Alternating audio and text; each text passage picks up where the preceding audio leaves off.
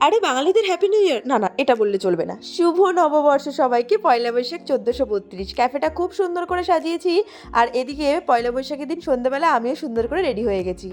মায়ের সাথে যাচ্ছি একটু বাজারের উদ্দেশ্যে, কারণ মিষ্টি কিনতে হবে। চারিদিকে মিষ্টির ছড়াছড়ি, আমি আবার মিষ্টি খুব একটা খেতে ভালোবাসি না।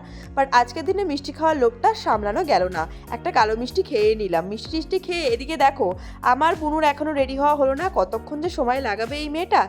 তারপর আর কি ক্যাফেতে গিয়ে দেখলাম বেশ টুকটাক ভালোই গেস্ট লেগে গেছে ক্যাফেতে, সবাই রেডি হয়ে বসে পড়েছে।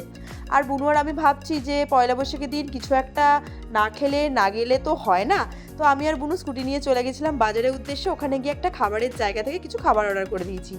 কোল্ড ড্রিঙ্কসটা আমরা বাইরে থেকে নিয়ে এসেছিলাম। তারপর আর কি ড্রাই চিলি চিকেন অর্ডার করেছিলাম। আর আমার বুনুর আবার নুডলস খেতে ভীষণ পরিমাণে ভালো লাগে, আর এখানে নুডলসও অর্ডার করেছিলাম। একদম মিলেমিশে কম্বিনেশনটা একাকার। আর প্রচুর ছবিও তুলেছি। আজকের দিনটা এভাবেই মজায় মজায় কাটিয়ে দিলাম।